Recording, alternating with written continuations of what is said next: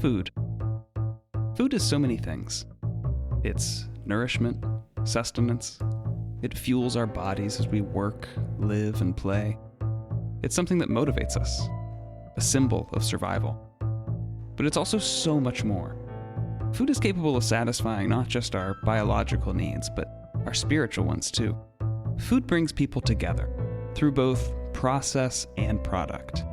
It's the thing that gathers families around the table in celebration and in memorial. It's the centerpiece for romance, the fertilizer for budding relationships, and it's what you bring to a friend when they've experienced a tragedy. Food is the glue of society, but it's also a weapon. The denial of food is an unmistakable act of aggression, and it is the base structure for societal inequity. Starvation is a completely preventable disease in America, but yet it persists as a threat to more than 44 million people. To face hunger isn't merely a product of circumstance. To go hungry is to be abandoned by your community. In the South, food has an especially complicated relationship to politics. In the land of plantations, Jim Crow, and indigenous removal, the American South has seen more than its fair share of foodway disruption. The massive influx of African influence brought in through the transatlantic slave trade, the tactless appropriation of indigenous crops and traditions, bound beneath an overarching umbrella of European methods and mentalities, has made the history of Southern food a richly seasoned gumbo of unexpected flavors and ingredients. It makes for a heavy dish, served on a platter forged from racism and a side salad of civil disobedience. Rachel Merritt Jones has made a picnic of her scholarly endeavors this semester, diving headfirst, or rather mouth first, into the rich history of African diasporic foodways in the American South. She's a graduate student here at UNCW, and she has dedicated much of her research to studying the relationship between food and African American history. Recently, she embarked on an academic survey of Natchez, Mississippi, to explore the oral and culinary traditions of her hometown community there. Today, Rachel is here to talk to us about that experience, and to share what she learned and tasted while immersed in her delicious pursuits. From Audacious Media and the University of North Carolina, Wilmington, you're listening to the Relevate Podcast. I'm your host, Daniel Charles Wright. Let's begin, shall we?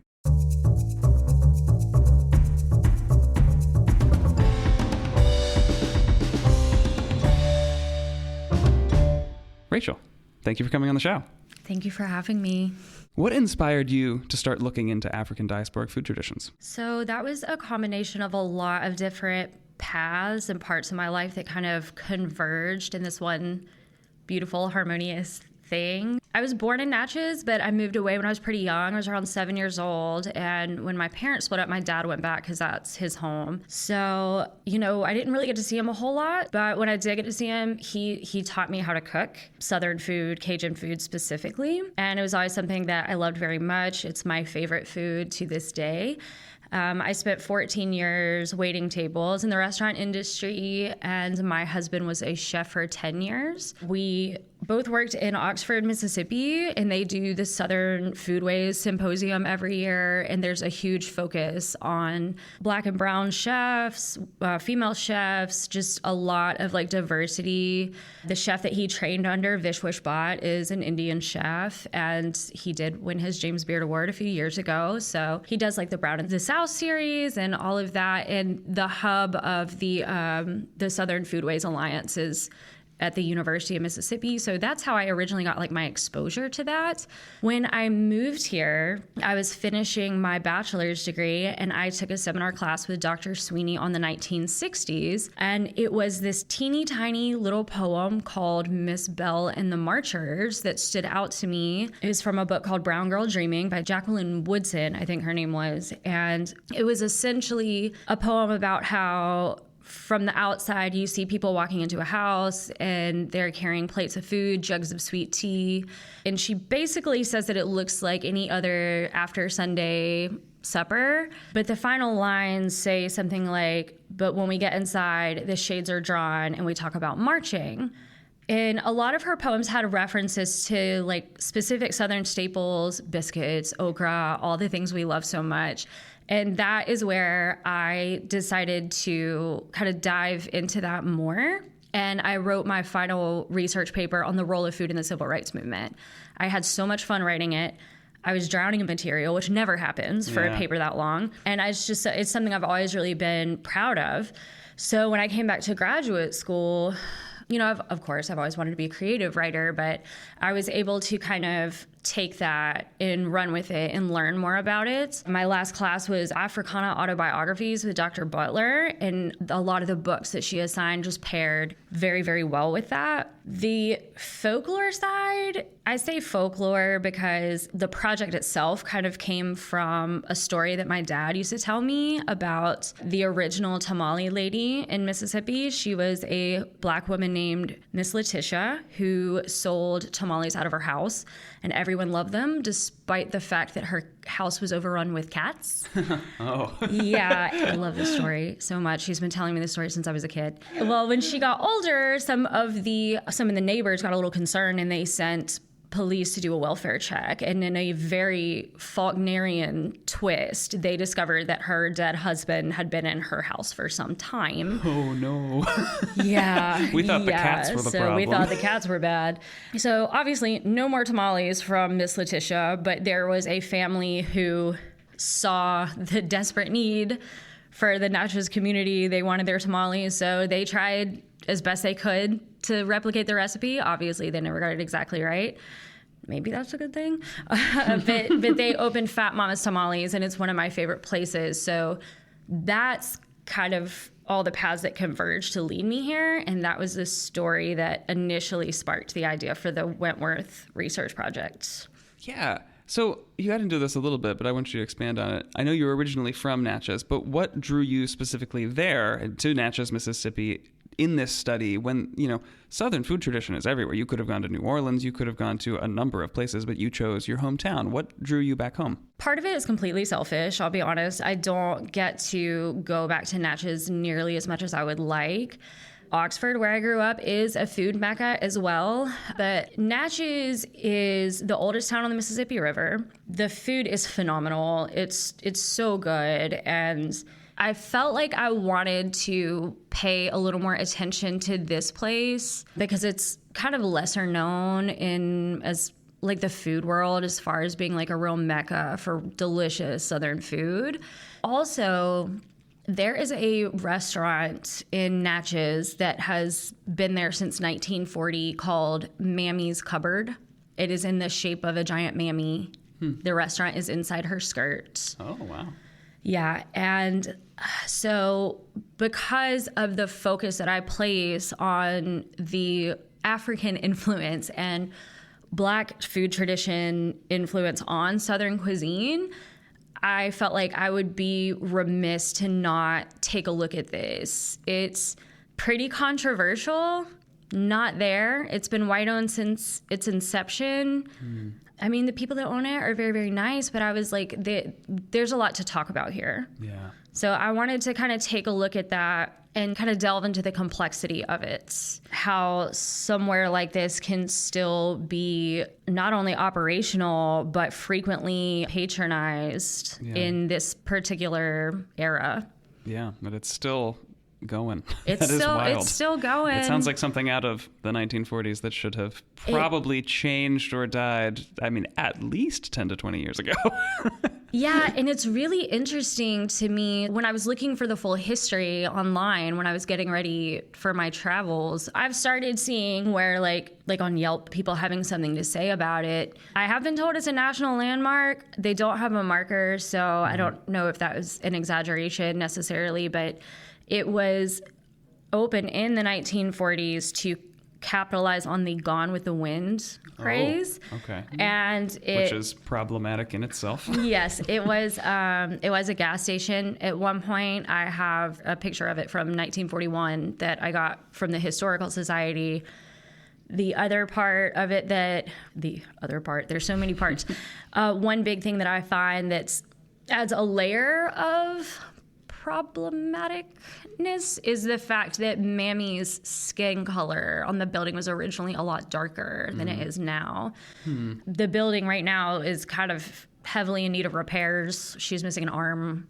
I went there today when it was storming, and poor Mammy. There was some poor Mammy indeed. But when I was trying to figure out where else I was going to go, I stumbled upon the Natchez Heritage School of Cooking, which is newer.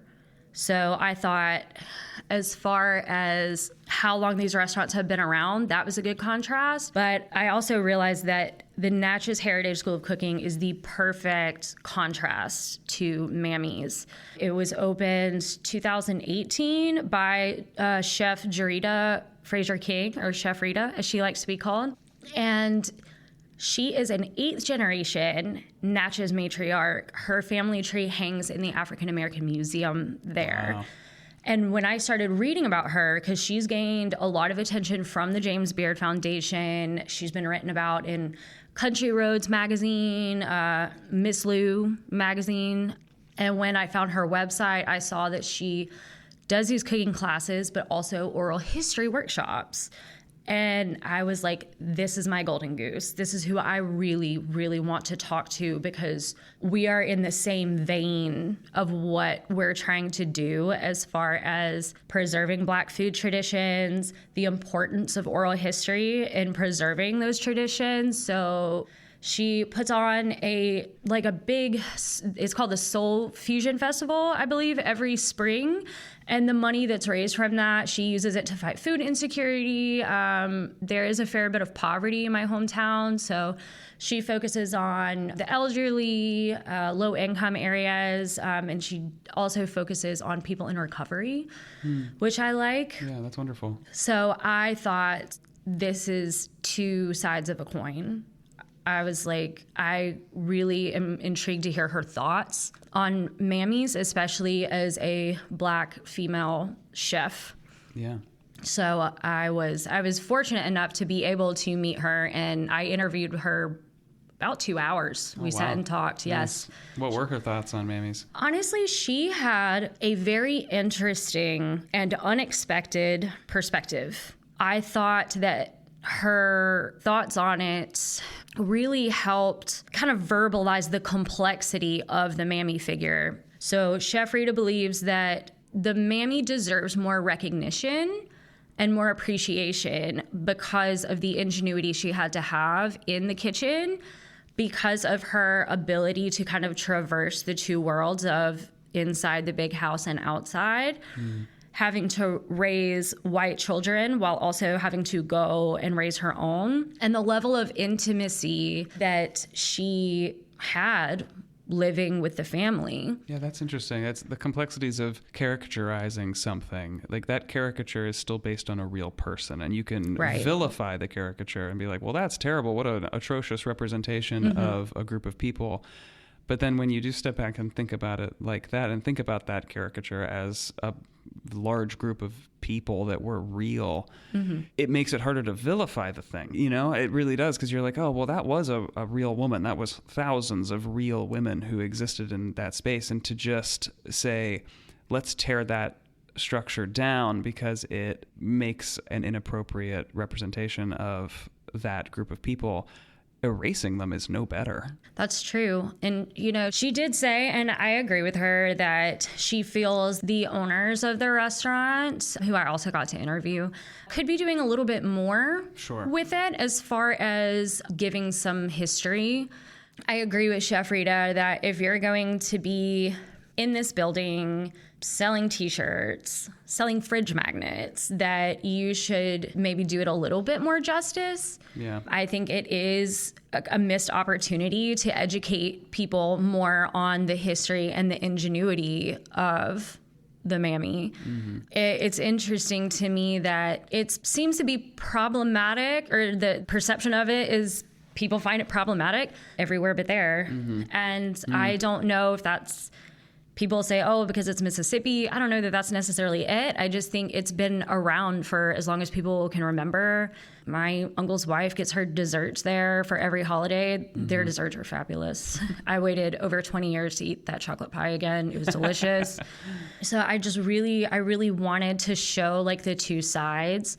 I did sit down with Miss Lorna, and I got to meet her daughter, Tori, who is a delightful soul. She house makes all of the jams and jellies that they sell there. Nice. And, you know, I was asking them, how do you feel about owning this place when it's a racial stereotype, it's offensive iconography? Because there's still some things that make me cringe that are late night wall hangings that I'm like, yeah, that makes me really uncomfortable. They're really nice people. They are. They're saying that, you know, we're just a family trying to make a living like everyone else. I'd asked if they'd ever had any problems or backlash. Again, since it doesn't really seem to be a problem there, maybe because the place is so small, maybe because people are just used to it being there, it doesn't seem like she really has a lot of problems with that. So you've been home, I'm sure, a number of times. What was different about going home as a scholar? Did it change the way that you saw your hometown? I can't really say whether it was a good thing or a bad thing. It's a complicated thing. The fact that people just kind of like super really love mammies without giving kind of any second thoughts to what it really means, what it really stands for. I don't really understand that line of thinking. But also, you know, I'm a scholar. Like, I'm an academic. Like, that's how I think. Not everybody thinks that way. And, you know, so many of the people that are still there are older generations because most of the young people are leaving. Because, I mean, there's not really a lot there, opportunity-wise. I'd stay there forever if there was. One thing that I can say is that I learned a lot more about Black history that was completely unrelated to what I was studying. I mean, this is my hometown, and I thought I knew pretty much everything about it. And I learned 2 or 3 new things, important things, when I was there. I learned about the Forks in the Road, which was apparently the second largest slave auction block in the country at one time. I learned about the Rhythm nightclub fire. I actually learned about that when I was at the Historical Society and ran across a thesis written by a UNC Chapel Hill student in 2011. How about that? Yeah, and I had never heard of it. So my dad drove me by there. It turns out the guy who bought it made it into a museum, and a ton of people were killed when some of the Spanish mosques caught on fire, and people rushed the door, tried to get out. A lot of people were killed, both Black and white. And at the time, it was one of the biggest fire disasters in American history, and it changed fire codes all over the world. Learning these things about where you come from, it's complicated. Yeah, I think it's a common misconception for those who aren't literature majors or English majors looking at us. You know, you think that when you come out of school with an English degree, like, oh, okay, well, you're very good at reading books now. You really understand grammar or syntax. But the skill set that you really come out learning, especially if you get a master's degree in it, isn't just how to see all of the symbolism in The Old Man and the Sea. It's right. That you start to see everything more critically. You look at your hometown and you start to notice the things that are problematic because you've learned to sort of pull away the veil of just cultural normalcy and just to be, and look deeper into things. And so when you go home, you can look at your world through completely different eyes. I think that's a big part of it now. I'm not one to cherry pick history anyway, but I'm not going to shy away from the history that my hometown has. That's just foolish. And it's the same thing you were talking about earlier about erasure. That does nobody any good whatsoever. And that is a big part of my study of the African diasporic influence on Southern cuisine.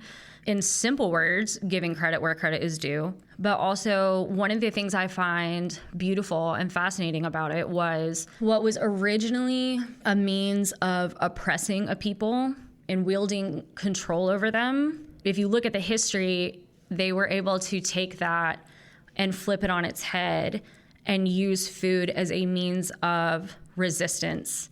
Not just lunch counter protests, but the Club from Nowhere, the restaurants that harbored civil rights activists when they needed a safe place. All of these different things I learned, and there's such a rich history around it. On top of all of that too, like, food is a love language in my family. Food is a love language. So I want to look at the way that different people do this food. I want to see how many of these restaurants are white-owned, Black-owned. What are they doing? Are they doing anything differently? One thing I found really interesting about Chef Rita is she studied nutrition, So she's talking to me about small changes to help communities' health. Yeah, because that is one of the large problems with Southern food tradition is how unhealthy it is. Yeah, it's tough. All that butter. I know. It's delicious, but it's also the reason that communities that engage in Southern traditional foods most also have the highest cardiovascular issues and diabetes. Yep. No surprise there. I gotta be careful about it. I know. Most people might be surprised to learn that food is something that was being studied in graduate level humanities research. What is important to you about the study of food, and how do you approach the study of food, and how does it better illuminate cultural traditions that other forms of literature cannot? I approach it from all different directions, really. I just keep discovering things. I had never heard of Chef Twitty before the semester. Dr. Lozano, who's my faculty sponsor, told me to look into his work, and his work is absolutely fabulous. And I was fortunate enough to be able to get him to interview with me. And he was featured on Netflix's High on the Hog, which is based on the book of the same name by Dr. Jessica B. Harris, who is the utmost authority on Afro-culinaria, African food traditions, that sort of thing. She actually came here to campus to speak a few months ago, so the stars have been kind of aligning. As far as like reading food as a text, when you really start looking at the different ways that chefs speak through their food, it's a really, really beautiful type of thing. I know Massimo Bottura, whose Italian restaurant was named Best in the World at one point. He pulls his inspiration from art, from music, and he puts that onto the plate. I'd say in a more political way, a good example was the year President Trump got elected. Chef Vishwish, my husband was still working for him, and he decided to put out the Bridges Not Walls menu. Food can be an act of protest, which is very interesting. Yes, it can. There's just so many ways to approach it. It's hard to kind of nail down one thing, but I find something and I just dive headfirst into it. Same with Chef Twitty. When I learned about him, I started watching anything I could find him in, and I learned about, I believe his name was James Hemings, who was Thomas Jefferson's cook at Monticello Plantation. This was a man who was French trained and who popularized things like mac and cheese, French fries, and you never hear his name anywhere. No. Chef Twitty was on, it was a short documentary called Ghost in America's Kitchen, and I was getting ready to interview him, so I was like looking at his cookbook, I was watching his High on the Hog episode, I found this short documentary. If I find a way in, I dive into it. It can be a cookbook, it can be a menu, it can be a chef's table episode, it can be someone I've never heard of that I hyper focus on. I think the important thing is to know that you can come at it from any direction. I'm learning as I go, 100%. I know about Southern food, I know how to cook it, I know how to eat it, but I want to see where that came from. There are Southern staples that we would not have at all if it weren't for the transatlantic slave trade. Women used to braid seeds into their hair so that wherever they went, they could make something flourish, they could make it home, they could feed themselves, they could feed their families, however they could. So they had a different kind of green in Africa, but collard greens here, putting pieces of smoked meat is originally African tradition. The original word for okra is called gumbo. And some people believe that is where gumbo came from. A lot of times okra, you put it into gumbo, it's used as a thickening agent. It's also just super delicious fried. If you want to study it, and you can study it from so many different angles. You can look at it from a nutritional angle. You can look at it from a civil rights or civil disobedience angle. You can look at it from a political angle where, you're looking at the problem of hunger. You can look at it with the whole debate about kids in their school lunches.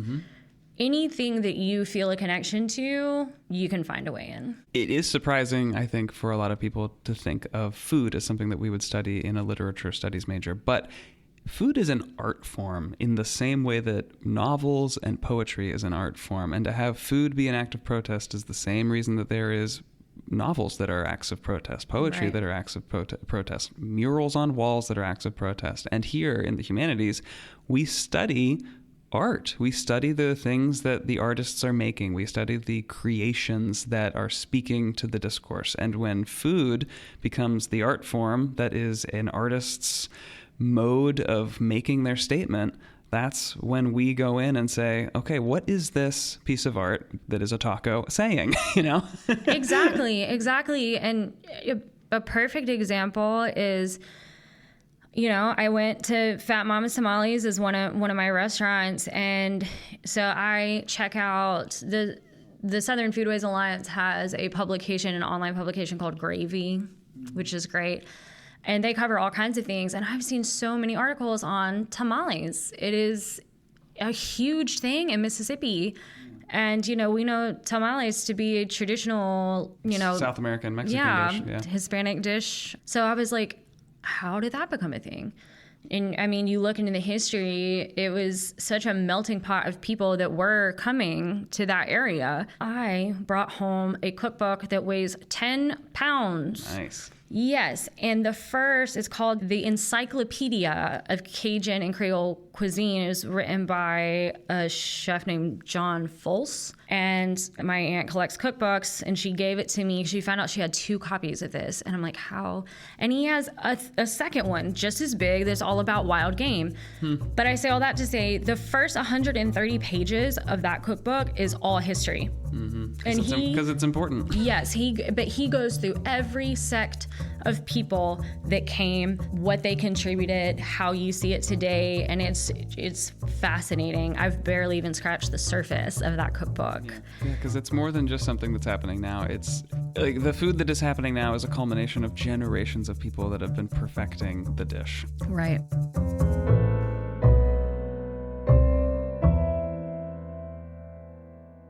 I'm also very passionate about food and flavor myself. I come from a food-loving family. And specifically, I'm very interested in food that evolves over time and with the influence of immigration and access to ingredients and new methods. One of my all-time favorite places to eat in the world is a restaurant called Night and Market, and it's in Los Angeles. It's a Thai restaurant. It's right off of Sunset Boulevard. And one of the reasons that Night and Market is so special is that the chef who founded it, a guy named Chris Yambamrong, pioneered an intentionally fiercely modern and LA-inspired version of traditional Thai food that he'd grown up eating with his family. There, at Night and Market, you have this really tangible and delicious experience of multiculturalism. It palpably illustrates the ways that recipes can change over generations and over location. For instance, one of the featured items on the menu is a fried chicken sandwich, which is not something that someone would guess would be a featured item at a Thai restaurant. But Chris's version is adapted with a blend of Thai spices and is paired with a sweet dipping curry sauce. And it's a stupendous amalgamation of American and Thai food traditions. It's so delicious. In your own examination of the ways that African food has changed over time and place here in America, how have you observed meaningful and surprising combinations and alterations in the cuisine? I think that kind of depends on where you go and what you're looking at. One of the things that I loved about Chef Rita that I mentioned earlier is because of her background in nutrition, she talks about making small changes in traditional dishes. So the example that she gave me after she was explaining, it's really hard because everybody says, well, my grandmother does it this way. Well, my mother does it this way. Their way is the right way, which I love. That's so great because you get all these different varieties. She was talking about how she, especially when she goes to talk to members of the church, elders in the community, which she does a lot to collect recipes and history and stories, she recommends just small changes. And the example she gave me was when you're making greens, instead of putting something like salt pork or fat back or something in there, do a turkey neck instead. It's just very small, achievable changes. Yeah, but a lot less sodium. It's a little bit healthier for you. Yeah, it keeps the essence of the dish while making it just a little bit healthier. She said that she wants to give her community those type of very easy, attainable goals. One thing I really love to see is On Time downtown. I learned about it from the Wilmington and Color Tour, which we worked with in one of my classes, I think last year. So that is a really wonderful tour. It takes you around Wilmington, gives a lot of the Black history of the area, but we also popped by a couple of the restaurants. And I love Corey's menu because it is very traditional as far as things like fried fish sandwiches, shrimp burgers, that kind of thing. But then you see he did, and I'm so mad at myself because I told myself, don't miss this. Because he also does things that you wouldn't necessarily expect from a more soul foodie place like Philly cheesesteak egg rolls. Yeah, interesting. But he did an oxtail egg roll special last week, and I'm really angry at myself that I didn't remember to go get some because I love oxtail. It is delicious when it's cooked the right way. It is so tender and it falls right off the bone. And it is a traditionally Black food. You see it primarily in Jamaica, the Caribbean, that sort of thing. So seeing people kind of bring those in while also doing their kind of like modern takes on them, it's just fun. It's so fun to see the beautiful things that people can come up with when they take a tried and true staple, like a chicken sandwich, and put this brand new, unique spin on it. And no, like you never would think you'd see a fried chicken sandwich on a Thai menu, but let's face it, a few years ago, what was it? The chicken sandwich war? Yeah. Everybody loves a chicken sandwich. You can't go wrong. So seeing things, one thing I really love to see, and this wasn't a Black food tradition specifically, but Chef Vishwish, and this was listed as his kind of like staple dish when he won his James Beard Award, is he does an okra chaat, which is a popular Indian street food. And to sum it up, it's fried okra, but it's done a different way. It's like sliced lengthwise, very thin. Yeah. It's very crispy and has like that really great seasoning and spice on it. I think it's just about the fact that you can see it anywhere if you look hard enough. Yeah, 100%. That's really interesting versions of that. The like fried okra, a southern dish, but done in an Indian style. That's so interesting. And originally an African vegetable. Yeah, right. Yeah, so that's a great example. Like that dish, it's a dish that started in Africa, came to America, and then went to India. It's really fun. And Dr. Harris talked about this when she was speaking on campus. She talked a lot about how like certain things, the way they traveled north of Africa, south of Africa, how they evolved. But yeah, it's interesting to see the way that different foods kind of move around and what happens to them depending on which hands they get into. But at the end of the day, again, I just think it's important to give credit where credit's due. It's really interesting. You can see it in Kosher Soul, in Chef Twitty's cookbook, because he is Jewish. And there are a few recipes in there that you see he melds traditional Black food with traditional Jewish food. There's endless possibilities. And I think that's what makes it so beautiful. One would imagine that African American food tradition has been heavily influenced by a scarcity of resources through cultural oppression, through systematic oppression. The echoes of slavery must persist throughout both oral tradition and through the recipes that you find. In what ways does African American food tradition exist as a testament to protest and enduring hope and sort of a reclamation of identity? I think the first place to look is the diets that slaves had. When I wrote my paper as an undergrad, one of the sources I found was called Wormslow's Belly. It was about the Wormslow plantation in South Carolina. And one of the big focuses in South Carolina, it was bigger than cotton, was rice. Chef Twitty talks about it in episode 2 of High on the Hog. You can see the change in the topography from space because they moved the land around so much for that. So this was a breakdown of what the people in the house would eat, what the white people would eat versus what the slaves would eat. And obviously it's a minuscule type of thing compared to what they were eating in the house. So the fact that they were given such scant resources, but could turn it into this like delicious, nourishing soul food, the food that like doesn't just feed your belly, but feeds your soul, feeds your family, that by itself, I would say, is kind of a way to stick it to the man. Mm-hmm. You know, they're giving you something that you wouldn't think would just be enjoyable, and they found a way to make it their own, which I say gave them a little bit of autonomy, just a little something that they could control. Yeah. And then moving forward, learning about the Club from Nowhere was really fun. It was a group of women who sold sandwiches and plate lunches to fund the Montgomery bus boycotts. And I was tickled to death when I read about this, because all of these white people are coming and buying these plate lunches, buying these sandwiches, not even knowing that they are funding this act of civil disobedience. They are funding the very thing that they were probably fighting against. It tickles me to death. I love seeing the innovative ways that people were able to do this. It's pretty common knowledge that Dr. Martin Luther King Jr. was very often like wiretapped by the FBI. So there were a lot of people who would bring him into their homes because they knew it was safe. They knew that there weren't any sort of like wiretaps or anything like that. There were a couple of restaurants too, I believe, that helped with that as well, so that people could make their plans without having to worry about the government listening in on them. Mm-hmm. I read about the people that fed the original March on Washington. There's so much to learn. My primary source for that was Southern Food and Civil Rights, Feeding the Revolution, by an author named Frederick Douglass Opie. And it's, oh my God, there's so much stuff in there.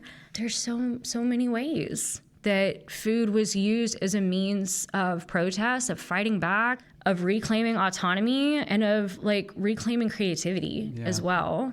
And I also would imagine, I go back to the beginning and the families and the people that were trapped in the slave trade, and you're stripped of your language. You're not allowed to speak your language. You're stripped of your names. You're renamed, or you're just given a number.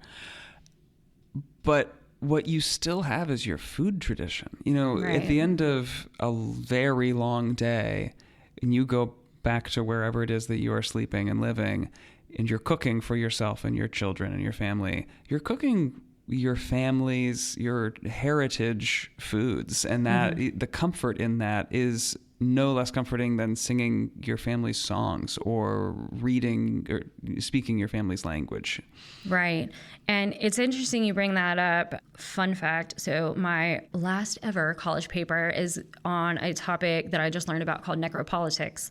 And we had to do a shorter assignment on our topic that was geared up for the conference paper. To sum up, necropolitics is the ability of a sovereignty to wield power over who lives and who dies, essentially, in a nutshell. But one of the articles I found was the necropolitics of language oppression. And there are studies that directly correlate the ability to speak one's own language to their mental and physical health. I totally believe that. Yeah, absolutely. Because that's how you maintain a sense of community. And identity. Not being able to speak the language that you were born and learned to speak is like removing a huge portion of your identity, your sense of self. And I think that back to like what everyone did with food, that's another reason that it makes it so beautiful. Like you said, they were stripped of everything that their captors could possibly take, and still found this one little area where they could just have a little bit of autonomy that they could put themselves into. And on top of that, they wound up, not that the way that they wound up with this is ever okay, but they wound up with a very deep connection to the land. And they were the ones with the knowledge of how to work it. They learned what to eat in the swamps, the rivers, how to propagate.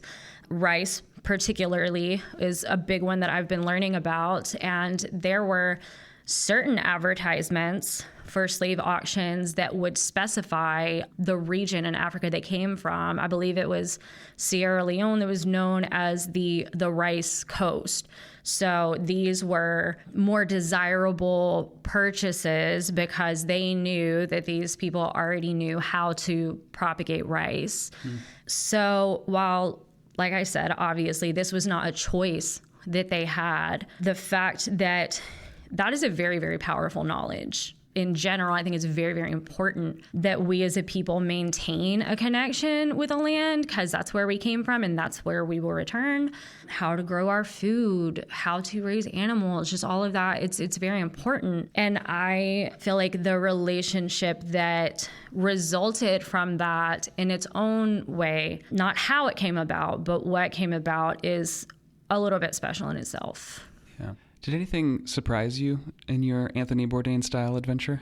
I was a little bit surprised at Chef Rita's insights on these kinds of things. They were really beautiful and there was a lot of love there. She said that she got that, I believe, from her grandmother. So her grandmother was part of what's called the Parchman Ordeal.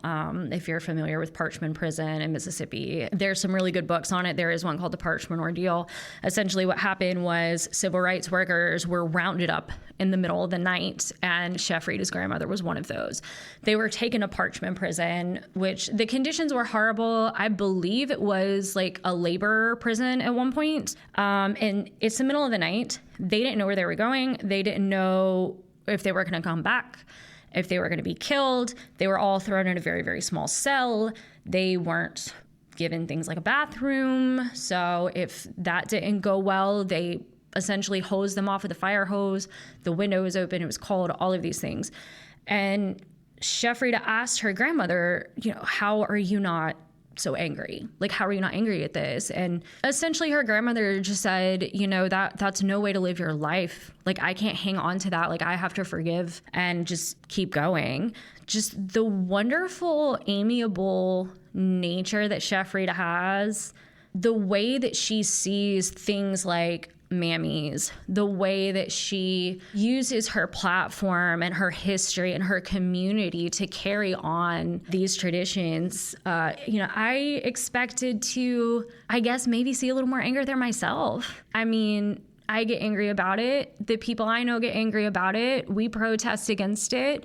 So to be able to see her just not hang on to that and to have the type of unique and kind of reverent perspective that she had for mammies was my biggest surprise, I think. That's interesting, that ability to keep going boldly and not dwell on what could be debilitatingly frustrating. Yes, indeed.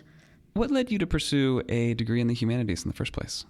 It's going to sound super cliche, but I love to read and write. That's what brought me here. And I thought what everybody else thinks, like, I'm going to learn to read books. I'm going to learn to write books, which, of course, obviously is always the dream, be a creative writer, but, got to find a day job, right?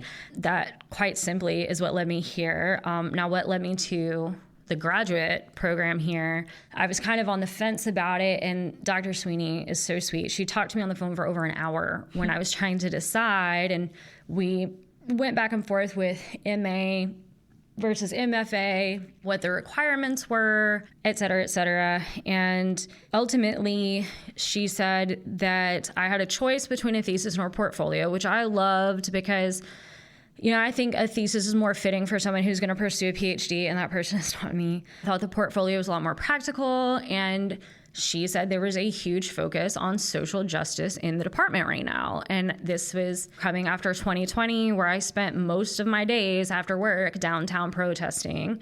So I was like, I love that. So that's what brought me back here to graduate school. Also, I really flourished at UNCW in a way that I didn't necessarily flourish at Ole Miss. Nothing against that. Again, we had a great English department. I got to study under some very talented authors. This was just a better fit for me. And I have done so much with it that I never thought I could handle all of these things at once. I have a very similar experience here, especially in the master's program. Yeah, it's nice. I was never involved in extracurriculars or anything as an undergrad. Like I've always been a working college student. I didn't think I had time, but it's really easy to engage here. It's really easy to engage with your peers, do things, with the department, events or clubs. Like it's so easy and everyone's so welcoming and faculty. The faculty is so approachable. They almost all have open door policies and they mean it. You can go talk to them. If they're there, they will talk to you and they'll talk to you for hours if you want. They're so supportive of your academic career and your endeavors. It is such a good group of professors. It's really wild. It is. And I wrote a lot about that in my graduate reflection because they're so practical. They're so understanding. Like they know that there is a whole life outside of this giant workload we have already. It's just nice to know that they see you as like a human being who really understanding the human condition, not just the student condition. So you're graduating this semester. What do you plan on doing in the future with your degree? I would really love to work in like publishing or some kind of editorial role. I would really love to do that. I do not want to be a teacher, which is what everyone asks me immediately when I tell them I'm an English student. And of course, I hope to, especially going to a new area, I hope to be able to kind of still pursue this food studies vein further and see where it takes me. I'm about an hour away from Monticello, which was Thomas Jefferson's plantation. I would like to go there and see the kitchen and learn a little bit more about this amazing chef that had such a huge influence on the world, but nobody knows it. Like, I want to find those people that haven't been recognized and recognize them if I have the opportunity. Yeah, very cool. One of the main goals of this podcast is to show the world or anyone listening that at the end of an English degree, you don't just become a high school English teacher. Yes. Hopefully not. Hopefully not. So wherever you land, I am sure that it will be rewarding and fulfilling and won't be teaching. I hope so. I hope so, yeah. What gives you hope right now for the future of the humanities? To start with, my peers.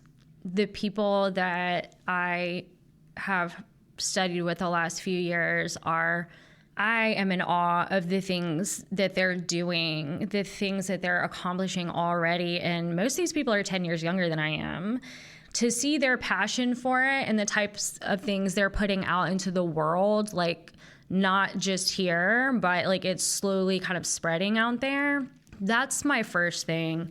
My other thing is, and I find this mostly pretty comforting for it, is that people have always loved the arts. They love to read, they love to sing, they love to act. I like to think that we can depend on people's need for art. It's been around forever. I like to think that that's not going to disappear because it's such an integral part of like the human condition. Now I can't speak for if AI takes over everything. God willing. I don't think. I see the whole AI argument is dumb to me. In that like there's two things I would say that make us different than the rest of the animal kingdom, and it's our desire to express ourselves, and then our desire to talk about the way that we express ourselves, and talk about how other people are expressing themselves. And that's what we do in the humanities department. We express ourselves, and we express ourselves about how other people are expressing themselves. That's true. Very well said, actually. So there's no way that AI is going to replace us because we're just going to keep doing it anyway. It's impossible us to stop. I hope so, because I'm not what I would call a complete conspiracy theorist. My husband might disagree with me, but I get a little tinfoil hatty when it comes to the AI. I'm like, it freaks me out. I'm like, no, please. I saw that Disney movie like 20 years ago, okay? And it didn't turn out well then. So everyone just calm down. And our last question is the same for every episode. What is the best book that you have read recently? So most of the books I've read recently are for Dr. Butler's Africana Autobiographies class, and they're all amazing. Like there has not been a single miss in that class. I have devoured each and every one of them, but if I had to pick one, probably Soil. Do you remember the author? Camille T. Dungy, Dungy. She's a professor in Fort Collins, Colorado, I think at University of Colorado. Don't quote me on that one. But reading this book was so calming, and it actually let me realize that I couldn't move somewhere without a place I can plant things. So that was kind of fun. But the way that she sees the world through her garden is really fascinating. It's a very calming book to read when she's talking about how she plants things, how she had to do like this whole new thing when they moved to their home in Colorado. She had to pull up sod, she had to dig up clay, like she had to rework the land to make it more habitable for native species, for pollinators, for all these different things. So it's really calming to read that, but it's also such a unique way to see the world. And she covers being a mother during the pandemic, being the only woman in this one particular group of writers, being the only Black woman, being Black in America. Like she just covers so many important issues, but she does it in just this really wonderful, unique way, like through the eyes of her garden. And it's fantastic. And I loved it. Yeah, you're talking to somebody who's a pretty avid gardener, so I'm going to put that right at the top of my list. That I'm sounds fixing incredible. to get back to being an avid gardener. I have a yard now. I can't wait. Rachel Merritt Jones, thank you for coming on the show. Oh, thank you so much for having me.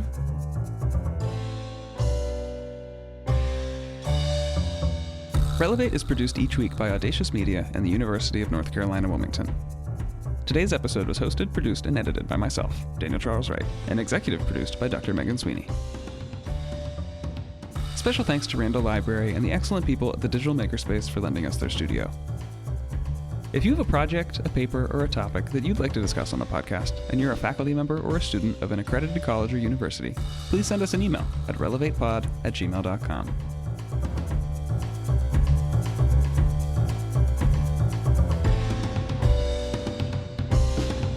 Thank you for listening. We'll see you next time.